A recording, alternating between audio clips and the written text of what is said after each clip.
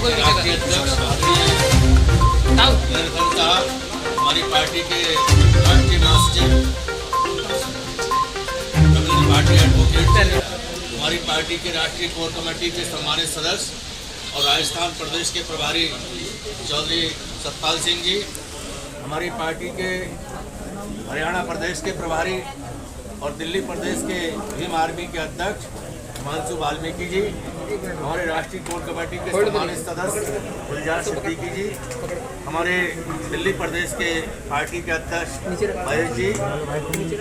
साथियों, आपकी जानकारी में है कि अभी माननीय अध्यक्ष जी ने और हमारे राष्ट्रीय महासचिव जी ने जो 28 तारीख को भीम आर्मी के चीफ और आज़ाद समाज पार्टी के राष्ट्रीय अध्यक्ष और इस देश के अंदर विगत 8-10 वर्षों से बहुजन समाज के दलित लोग, आदिवासी लोग, अन्य पिछड़ा वर्ग के लोग, धार्मिक अल्पसंख्यक समाज में सिख, मुस्लिम, ईसाई, बुद्धिस्ट लोग बड़े पैमाने पर जो सरकारों के द्वारा तमाम गुंडे बदमाश पाल रखे हैं, जो गांव देहात में सामंतवादी मानसिकता के लोग हैं, वह बड़े पैमाने पर अन्याय अत्याचार की घटनाएं कर रहे हैं। चाहे वह घटना संत रविदास के मंदिर की तोड़ने की हो, चाहे वह घटना मनीषा प्रकरण हाथरस कांड की हो, चाहे वह घटना जितेश मेघवाल के मूछ रखने पर हो, चाहे वह घटना इंदु मेघवाल के बच्चे के द्वारा मटके पर हाथ लगाने की हो। भिन्न भिन्न प्रकार की जो घटनाएं, ऐसी घटनाएं जिनका क्राइम से कोई लेना देना नहीं है, लेकिन फिर भी हमारे ऐसे भोले वाले सीधे शरीफ लोगों को, जो भारत की मिट्टी में पैदा हुए और भारत के नागरिक हैं, जिनको भारत में भारत के संविधान ने न्याय पाने का अधिकार दिया है, स्वतंत्रता के साथ, सम्मान के साथ, स्वाभिमान के साथ जीने का हक दिया है, जिनको हर प्रकार से पूर्ण रूप से स्वतंत्रता मिली है, चाहे कोई मूछ रखे, चाहे अपनी बात को खुले मन से कहे। साथ ही साथ मैं ये भी बता देना चाहता हूँ कि हमारे देश में लोकतांत्रिक व्यवस्था है। यहाँ पर अब राजा रानी के पेट से पैदा नहीं होता है, जनता के द्वारा दिए हुए वोट के माध्यम से पैदा होता है। इस व्यवस्था के तहत तमाम लोग अपनी अपनी पार्टियां बनाकर अपने विचारों से जनता को जोड़कर इस देश के शासक बनते हैं। इसी प्रक्रिया में यदि इस देश का बहुजन समाज का एक उभरता हुआ नायक, उभरता हुआ नेता, जिसको अमेरिका जैसे देश ने ये साबित किया कि देश के अंदर, भारत के अंदर यदि कोई उभरता हुआ नेता है जो दबे कुचले शोषित पीड़ित लोगों की, जिनकी आबादी इस देश के अंदर लगभग 85% है, ऐसे लोगों का कोई नेतृत्व कर रहा है तो वह अकेला नेता भाई चंद्रशेखर आजाद है। जब ऐसे नेता को जनता पसंद कर रही है, 12 फरवरी को जब हमारे राष्ट्रीय अध्यक्ष भोपाल जाते हैं तो मीडिया ने साबित किया लगभग 4 से 5 लाख लोग उन्हें देखने और सुनने के लिए आते हैं।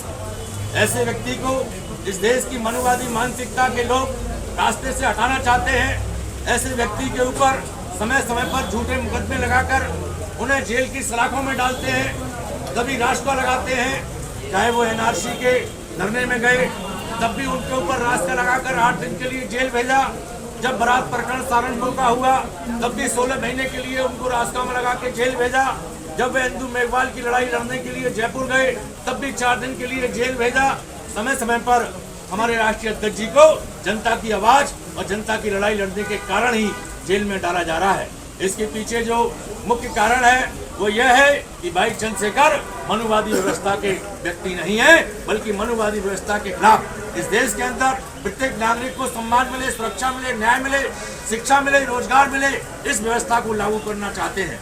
यहाँ पर हजारों साल से दबा कुचला शोषित पीड़ित समाज, ऐसे लोगों के वोट लेकर दूसरी पार्टियों ने सरकार बनाकर इस समाज के साथ धोखा किया है। इस धोखे से जागृत करने के लिए जब चंद्रशेखर भाई ने भीम आर्मी की टीम के साथ, आजाद समाज पार्टी की टीम के साथ 8-10 साल से संघर्ष करके एक मुकाम हासिल किया है और ये संदेश दिया है कि आने वाला समय इस देश के अंदर बहुजन समाज के लोगों का है, भाई चंद्रशेखर आजाद का है, भीम आर्मी का है, आजाद समाज पार्टी का है।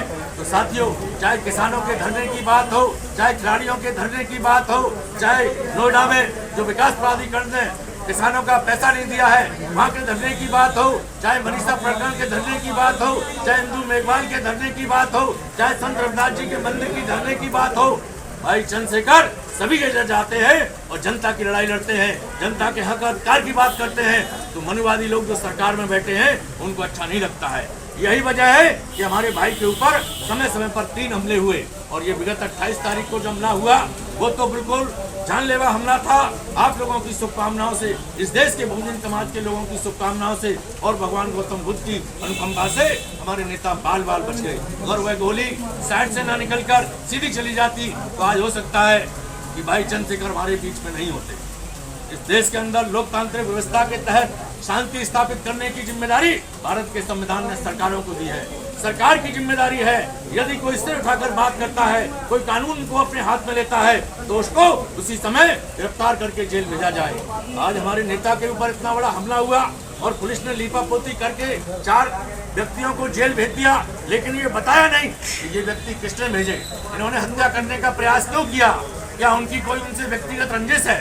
साथियों, ऐसी स्थिति में हमारी ये मांग है इस प्रकरण की सीबीआई से निष्पक्ष जांच कराई जाए और जो अपराधी हैं उनका नार्को टेस्ट कराया जाए, जिससे सच सामने आना चाहिए। उनको किसने भेजा, इसके पीछे साजिशकर्ता कौन बड़ी ताकत है।